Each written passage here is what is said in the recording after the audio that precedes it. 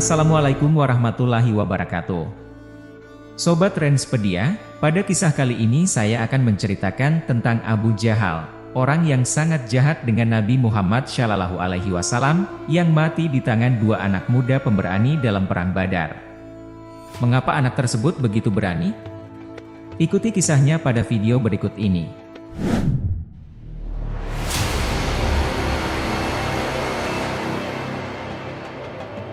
Dalam perang Badar, perang pertama yang dialami Rasulullah Shallallahu Alaihi Wasallam dan terjadi pada bulan Ramadan, turut serta ikut berperang dua anak muda, usianya belasan tahun.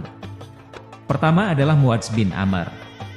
Usianya baru 14 tahun. Yang kedua adalah Muawidz bin Afra. Usianya baru 13 tahun. Kedua pemuda yang masih muda ini ikut bergabung bersama pasukan kaum muslimin yang akan berangkat menuju lembah Badar. Kedua anak muda ini digambarkan oleh Abdurrahman bin Auf sebagai pejuang pemberani. Abdurrahman bin Auf menuturkan, pada perang Badar, saya berada di tengah-tengah barisan para mujahidin. Ketika saya menoleh, ternyata di sebelah kiri dan kanan saya ada dua orang anak muda belia. Seolah-olah, saya tidak bisa menjamin mereka akan selamat dalam posisi itu, berdasarkan kitab Sahih Al-Bukhari. Abdurrahman bin Auf sangat heran, melihat keberadaan kedua anak muda belia ini di dalam sebuah peperangan yang sangat berbahaya seperti perang Badar. Abdurrahman merasa khawatir mereka tak akan mendapatkan bantuan atau pertolongan dari orang-orang di sekitar mereka berdua, disebabkan usia keduanya yang masih muda. Abdurrahman melanjutkan kisahnya. Tiba-tiba salah seorang dari kedua pemuda ini berbisik kepada saya, "Wahai paman, manakah yang bernama Abu Jahal?" Pemuda yang mengatakan hal ini adalah Muadz bin Amr bin Jamuh. Ia berasal dari kalangan Ansyar dan dirinya belum pernah melihat Abu Jahal sebelumnya. Pertanyaan mengenai komandan pasukan kaum musyrikin yang sangat zalim dan penuh durjana itu, menarik perhatian Abdurrahman bin Auf. Lantas ia pun bertanya kepada anak muda belia tadi, "Wahai anak muda, apa yang hendak kamu lakukan terhadapnya?" Muadz bin Amr berkata, "Saya mendapat berita bahwa ia adalah orang yang pernah mencaci maki Rasulullah Shallallahu Alaihi Wasallam.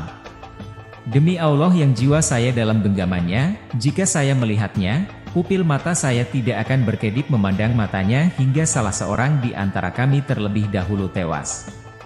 Sang pemuda belia itu menjawab dengan jawaban yang membuat Abdurrahman bin Auf kagum. Rasa takjub Abdurrahman bin Auf radhiyallahu anhu belum berhenti.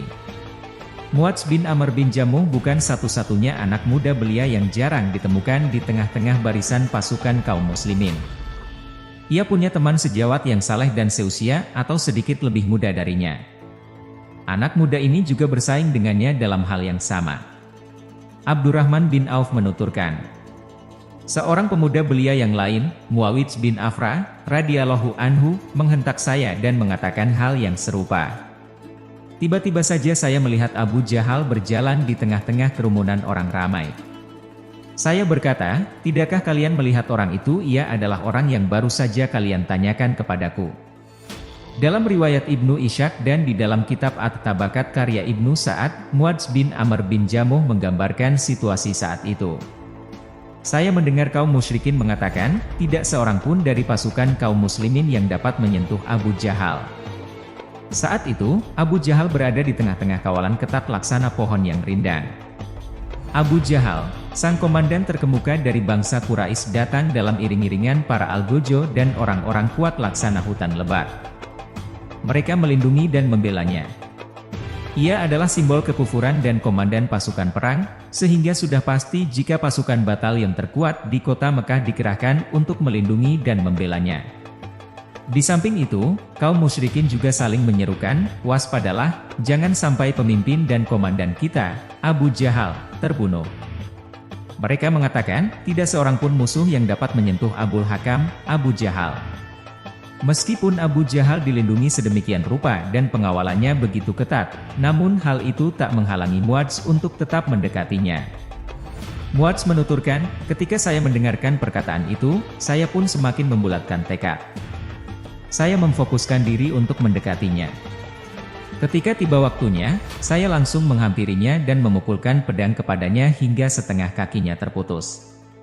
Pada perang itu anak dari Abu Jahal bernama Ikrimah, Pada saat itu ia masih musyrik, kemudian menebas lengan saya dengan pedangnya hingga hampir terputus dan hanya bergantung pada kulitnya saja.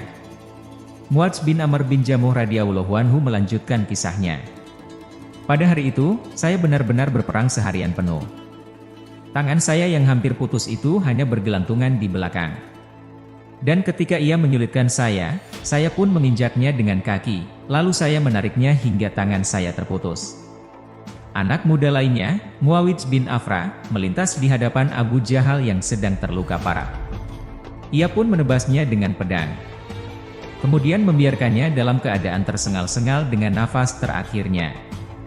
Setelah Abu Jahal dibuat tidak berdaya oleh kedua anak muda itu, maka anggota pasukan senior, Abdullah bin Mas'ud radhiyallahu anhu pun datang untuk menghabisi nyawa Abu Jahal.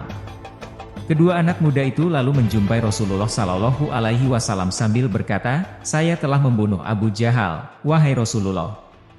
Maka Rasulullah Shallallahu Alaihi Wasallam bertanya, "Apakah kalian telah menghapus bercak darah yang menempel pada pedang kalian?" Mereka berdua menjawab, "Belum." Maka beliau Shallallahu Alaihi Wasallam melihat kedua pedang pahlawan cilik tersebut.